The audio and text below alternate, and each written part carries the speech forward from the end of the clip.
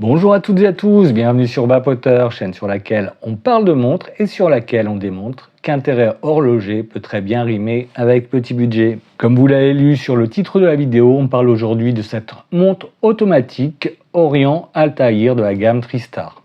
Cette vidéo n'était absolument pas prévue, mais la montre étant proposée à 169 € sur Amazon Prime, et comme c'est une montre qu'on ne trouve quasiment plus, là il y a 3 modèles sur Amazon, dont le prix est toujours le même depuis des mois, à savoir 188 € pour ce modèle bracelet cuir. Et il ne reste au moment où je tourne que 3 exemplaires en version cuir, c'est celle que je possède. Pour la version bracelet acier, ça fait des mois qu'elle n'est plus disponible sur Amazon. Cet Orient Altaïr de la gamme Tristar a donc visiblement été discontinué, c'est-à-dire que la production de ce modèle a dû être arrêtée, et c'est donc l'une des dernières opportunités de l'acquérir neuve à un prix intéressant. À titre comparatif, j'ai regardé il y a quelques mois sur Chrono24, je n'avais trouvé que 2 ou 3 exemplaires, et il fallait compter environ 250 € pour ce modèle. Là, je viens de regarder à l'instant sur Chrono24 jusqu'à 250 € si je trouvais ce modèle. Je n'en ai trouvé aucun. Les 2-3 modèles que j'avais mis en favori sur Chrono24 ont tous été vendus.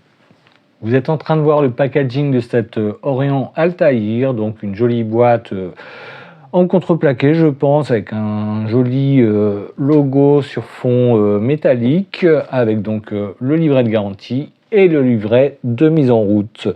Là, la montre, je l'ai mis sur un bracelet que j'ai personnalisé. Ça, c'est le bracelet d'origine qui est neuf. J'ai jamais porté. Donc, c'est pour ça, sur la vidéo, lorsque vous voyez un bracelet similaire en cuir, c'est pas le bracelet d'origine, c'est un personnel.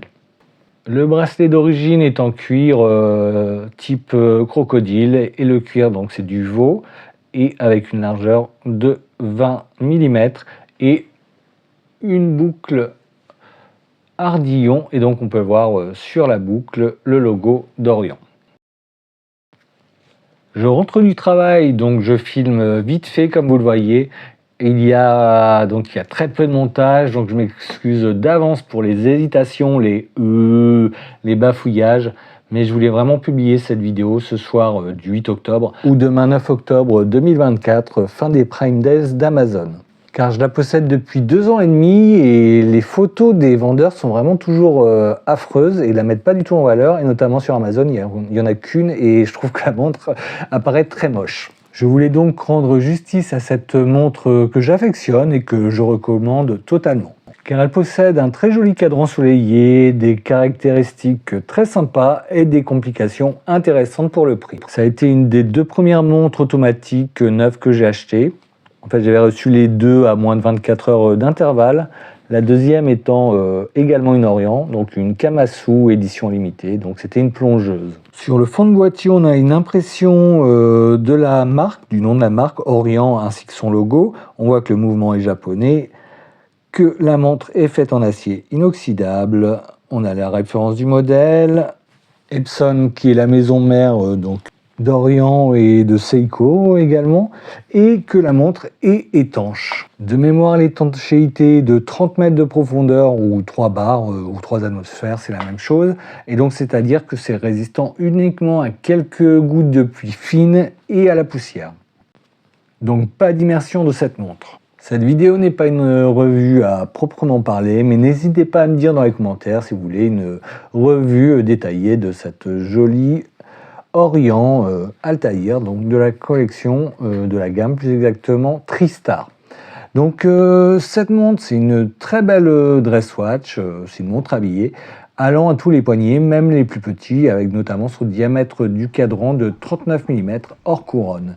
C'est une dress watch avec un diamètre inférieur, un diamètre de boîtier inférieur au fameux 40 mm, mais pas que, car elle est très versatile. Elle peut avoir un côté plus casual et s'accorder avec tout type de bracelet et tenue, et peut être portée de manière chic ou décontractée. D'ailleurs, le boîtier, moi, j'ai toujours aimé, car avec ses cornes, il m'a toujours fait penser à Batman. Comme vous avez pu le voir sur la vidéo, le cadran offre de très belles nuances de bleu, et ce cadran soleillé, comme son nom l'indique, joue très joliment avec la lumière. En ce qui concerne ses dimensions, comme on l'a vu, le diamètre hors couronne est de 39 mm, l'épaisseur est d'environ 11 mm et de mémoire, le corne à corne se situe dans les 44-45 mm, ce qui est plutôt bien pour une montre d'entrée de gamme. L'entrecorne étant de 20 mm, ce sera très pratique pour trouver deux bracelets de rechange.